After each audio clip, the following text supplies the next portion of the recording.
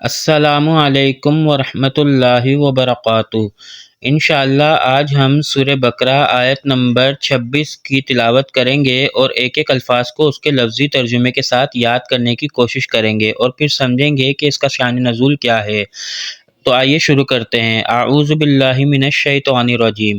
ان اللہ، بے شک اللہ تعالیٰ، لا یستحی، نہیں شرم کرتا، ان یضربا، یہ کہ وہ بیان کرے، مثلاً کوئی مثال، ما بعودتاً، جو مچھر کی ہو، فما، پھر جو، فوقہا، اس سے اوپر کی ہو، فاما الذین، پھر بے شک وہ لوگ، آمنو، جو ایمان لائے ہیں، فیعلمون، پھر وہ جانتے ہیں، انہ الحق، یہ کہ وہ حق ہے، من ربہم، ان کے رب کی طرف سے، واما الذین، پھر بے شک وہ لوگ، کفروا، جنہوں نے کفر کیا، فیقولون، وہ کہتے ہیں، ماذا، کیا ہے، اراد اللہ، ارادہ اللہ تعالیٰ کا، بہذا، مثلاً، اس مثال کے ساتھ، یضل، وہ گمراہ کرتا ہے، بھی اس کے ساتھ، کثیراً، بہت ساروں کو، ویہدی، اور وہ ہدایت دیتا ہے، بھی اس کے ساتھ، کثیراً، بہت ساروں کو، وما، اور نہیں، یضل، وہ گمراہ کرتا، بھی اس کے ساتھ، الا، مگر، فاسقین، فاسق لوگوں کو، بھٹکے ہوئے لوگوں کو، گمراہ لوگوں کو۔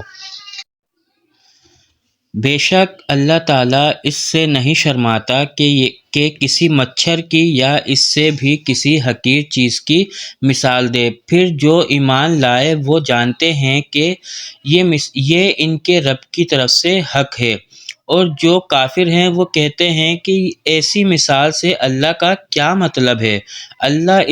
اللہ اس مثال سے بہت سوں کو گمراہ کرتا ہے اور بہت سوں کو ہدایت دیتا ہے، اور وہ اس کو گمراہ کرتا ہے جو نافرمان ہیں۔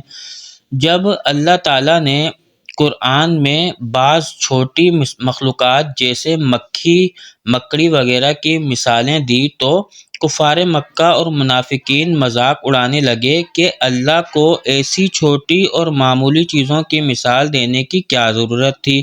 اس پر یہ آیت نازل ہوئی کہ اللہ جو بھی مثال بیان کرتا ہے وہ حکمت سے بھری ہوتی ہیں، اور اس سے صرف وہی لوگ فائدہ اٹھاتے ہیں جو ایمان والے ہوتے ہیں، جبکہ نافرمان لوگ مزید گمراہی میں پڑ جاتے ہیں۔ اللہ تعالیٰ مختلف مثالوں کے ذریعے لوگوں کو حق بات سمجھاتا ہے۔ کچھ لوگ ان مثالوں کو سمجھ کر ایمان لے آتے ہیں، جبکہ کچھ لوگ اعتراض کرتے ہیں کہ اللہ اتنی چھوٹی چیز جیسے مچھر، مکڑی وغیرہ کی مثال کیوں دے رہا ہے۔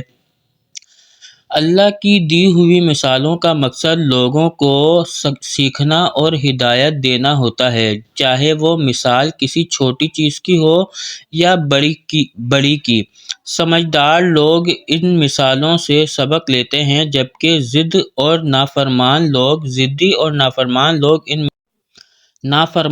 لوگ ان مثالوں پر اعتراض کرتے ہیں۔ نتیجہ یہ ہوتا ہے کہ نافرمان لوگ مزید گمراہی میں چلے جاتے ہیں اور اہل ایمان کا ایمان مزید بڑھ جاتا ہے۔ اللہ کی مثالوں کو غور سے سمجھنا چاہیے، بجائے ان پر اعتراض کرنے کے۔ اللہ کی ہدایت انہی کو نصیب ہوتی ہے جو دل سے سچائی کو قبول کرنے کے لیے تیار ہوتے ہیں۔ جو لوگ نافرمانی اور ضد میں پڑے رہتے ہیں وہ حق سے دور ہو جاتے ہیں۔ اگر آپ کو یہ ویڈیو پسند آئی تو اسے آگے شیئر کریں، ہمارے چینل کو سبسکرائب کریں اور بیل آئیکن دبائیں تاکہ مزید اسلامی ویڈیو آپ تک پہنچ سکے۔